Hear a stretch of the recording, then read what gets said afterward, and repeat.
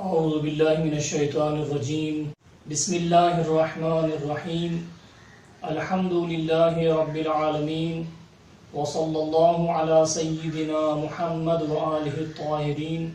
ولعنت اللہ علی اعدائہم اجمعین اما بعد فقد قال اللہ سبحانہ وتعالی فی کتابہ المبین بسم اللہ الرحمن الرحیم وعباد الرحمن الذين يمشون على الأرض هونا وإذا خاطبهم الجاهلون قالوا سلاما۔ ناظرین عزیز، ہماری گفتگو اور باتیں امام علی رضا علیہ السلام کے حوالے سے ہو رہی ہیں۔ جس آیہ کریمہ کو تلاوت کرنے کا شرف حاصل کیا وہ سورہ فرقان کی آیت ہے کہ جس میں ارشاد ہوا خدائے رحمان کے خاص بندے وہ ہیں کہ جو جب زمین پر چلتے ہیں تو آرام سے چلتے ہیں، بغیر تکبر کے زمین پر چلتے ہیں، اور جب جاہل لوگ ان سے خطاب کرتے ہیں تو سلامتی کا پیغام دیتے ہیں اور بے نیازی کے ساتھ گزر جاتے ہیں۔ اس سے پہلے والی آیت میں پروردگار عالم نے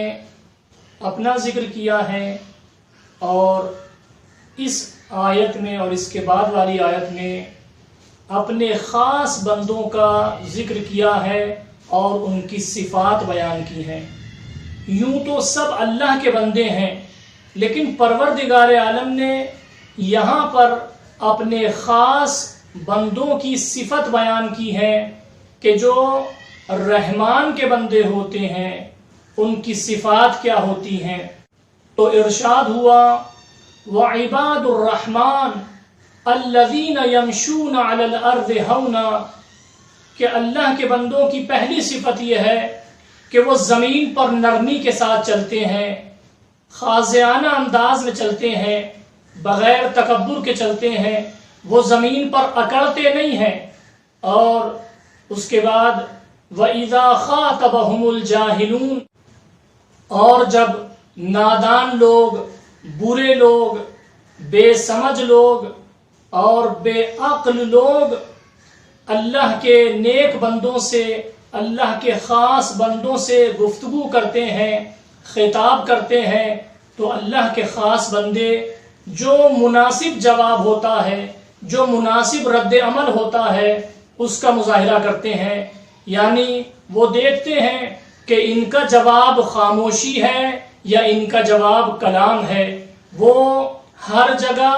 اور بے موقع کلام نہیں کرتے ہیں، بے موقع رد عمل نہیں کرتے ہیں، بلکہ موقع و محل کو دیکھتے ہیں، جیسا موقع و محل ہوتا ہے ویسے وہ برتاؤ کرتے ہیں اور رد عمل کرتے ہیں۔ اس آیہ کریمہ کے بعد بھی پروردگار عالم نے نیک بندوں کی اور خاص بندوں کی صفات کی طرف اشارہ کیا ہے۔ ان میں سے ایک چیز ہے بیتوتہ، یعنی رات کے کچھ حصے میں پروردگار عالم کی عبادت و بندگی انجام دینا۔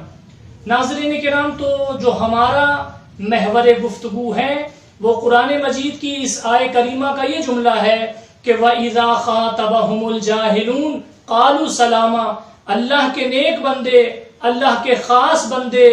جو رحمان کے بندے ہیں، رحمان کے بندوں کی صفت یہ ہے کہ جب ان سے نادان لوگ، ناسمجھ لوگ غلط طریقے سے پیش آتے ہیں، بری طرح سے باتیں کرتے ہیں، بد کلامی کرتے ہیں، ان کی توہین کرتے ہیں، تو ان کا رد عمل بہت بہترین طریقے سے ہوتا ہے۔ یہ جو ان کے جواب میں بات کرتے ہیں یا ان کے مقابلے میں خاموشی اختیار کرتے ہیں، وہ حکمت آمیز خاموشی ہوتی ہے۔ اس خاموشی میں، اس رد عمل میں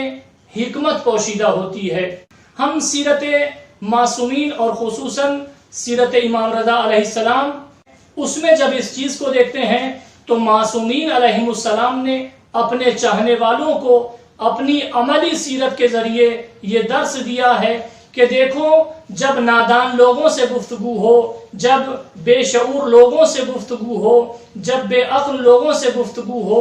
جب جاہلوں سے گفتگو ہو، تو اس وقت میں تمہارا رد عمل بہترین ہونا چاہیے، ایک اچھا انداز سے ان کا رد عمل ہونا چاہیے۔ چنانچہ ملتا ہے کہ امام علی رضا علیہ السلام ایک مرتبہ اپنے خاص چاہنے والوں کے ساتھ میں بیٹھے ہیں، اور ان چاہنے والوں میں آپ کے ایک قابل اعتماد اور مورد اعتبار شخص کہ جن کا نام یونس بن عبد الرحمن ہے، وہ بھی وہاں بیٹھے ہیں۔ امام کے بہت قابل بھروسہ شخص ہیں یہ یونس بن عبد الرحمن۔ امام علیہ السلام اپنے ساتھیوں کے چاہنے والوں کے ساتھ میں بیٹھے ہوئے ہیں کہ اسی درمیان میں کچھ لوگ آنے کی اجازت چاہتے ہیں۔ امام علیہ السلام نے جناب یونس بن عبد الرحمن سے کہا کہ تم اس کمرے میں جا کے بیٹھ جاؤ اور خاموشی کے ساتھ بیٹھے رہنا، تم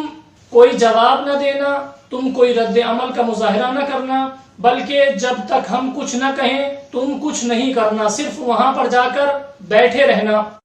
یونس بن عبد الرحمن جا کر بیٹھ جاتے ہیں۔ یہ لوگ آتے ہیں اور آنے کے بعد ان لوگوں نے جناب یونس بن عبد الرحمن کی برائیاں کرنا شروع کر دی، ان کو برا بھلا کہنا شروع کر دیا، ان کے بارے میں توہین آمیز کلمات کہنا شروع کر دیے۔ امام علیہ السلام خاموشی سے اس گفتگو کو سنتے رہے۔ یہ لوگ باتیں کر کے وہاں سے چلے گئے، اور جب یہ آنے والے لوگ وہاں سے چلے گئے تو اب امام علیہ السلام نے جناب یونس بن عبد الرحمن کو بلایا۔ وہ جب آئے تو ان کی حالت غمگین تھی، ان کا انداز حزین تھا اور وہ غمگین تھے۔ امام علیہ السلام نے جب ان کی یہ حالت دیکھی تو ان کو تسلی دی اور ان کو دلاسا دیا، اور امام علیہ السلام نے فرمایا کہ دیکھو کسی کی باتیں تمہارے اوپر کوئی اثر نہ ڈالیں، تمہیں صرف دیکھنا یہ ہے کہ ہمارے عمل سے، ہماری گفتگو سے، ہماری زندگی سے، ہمارے کردار سے ہمارا امام راضی ہے کہ نہیں ہے، اہل بیت اطہار راضی ہے کہ نہیں ہے، پروردگار راضی ہے کہ نہیں ہے۔ امام علیہ السلام نے فرمایا کہ اگر تم سے تمہارا امام راضی ہے تو پھر تمہارے بارے میں لوگ کیا کہہ رہے ہیں تمہیں اس بات کی طرف توجہ دینے کی ضرورت نہیں ہے۔ یہاں پر دیکھنا یہ ہے اگر ہمارے اعمال سے ہمارے امام علیہ السلام راضی ہیں تو پھر ہمیں فکر کرنے کی ضرورت نہیں ہے۔ ہماری فکر یہ ہونا چاہیے کہ ہماری زندگی ایسی ہو کہ جس سے امام علیہ السلام راضی اور خوشنود ہوں۔ اس کے بعد امام علیہ السلام نے بہت ہی نرم لہجے کے ساتھ ان سے گفتگو فرمائی کہ اے یونس، اگر تمہارے ہاتھ میں قیمتی موتی ہو اور اس موتی کے بارے میں لوگ تم سے کہیں کہ یہ پتھر ہے، یہ مٹی ہے، تو بتاؤ کیا ان کے کہنے سے وہ مٹی یا پتھر ہو جائے گا؟ اس کے بعد امام علیہ السلام نے فرمایا یا تمہارے ہاتھ میں مٹی اور پتھر میں سے کوئی چیز ہو اور لوگ اس کو موتی کہیں تو کیا وہ ان کے کہنے سے موتی بن جائے گا؟ یعنی امام علیہ السلام نے کہا کہ اگر تمہارے پاس موتی ہے تو لوگوں کے کہنے سے وہ مٹی اور پتھر نہیں بن سکتا، اور اگر تمہارے پاس مٹی اور پتھر ہے تو لوگوں کے موتی کہنے سے وہ موتی نہیں بن جائے گا۔ اس کے بعد امام علیہ السلام نے فرمایا کہ لوگ کیا کہہ رہے ہیں تمہیں اس بات کی طرف توجہ نہیں دینا چاہیے، تمہارے وجود میں کیا پایا جاتا ہے، تمہاری زندگی کیسی ہے، تمہارے اعمال کیسے ہیں، تمہیں اس طرف دیکھنے کی ضرورت ہے۔ اگر تمہاری زندگی اچھی ہے، اگر تمہارا راستہ صحیح ہے، اگر تم نے صراط مستقیم کا انتخاب کیا ہے، اگر تم نے اچھے راستے کا انتخاب کیا ہے، اگر تمہاری زندگی امام علیہ السلام کی خوشنودی میں گزر رہی ہے، اگر تمہاری زندگی سے امام وقت راضی ہیں، امام زمان راضی ہیں، پروردگار راضی ہے، اگر تمہاری ایسی زندگی ہے تو پھر تمہاری زندگی کے بارے میں لوگ کیا باتیں کرتے ہیں تمہیں ان سے غمگین ہونے کی ضرورت نہیں ہے۔ تو ناظرین کرام، امام علیہ السلام نے درس دیا ہے کہ ہو سکتا ہے کبھی یہ وقت آ جائے کہ لوگ بغیر کسی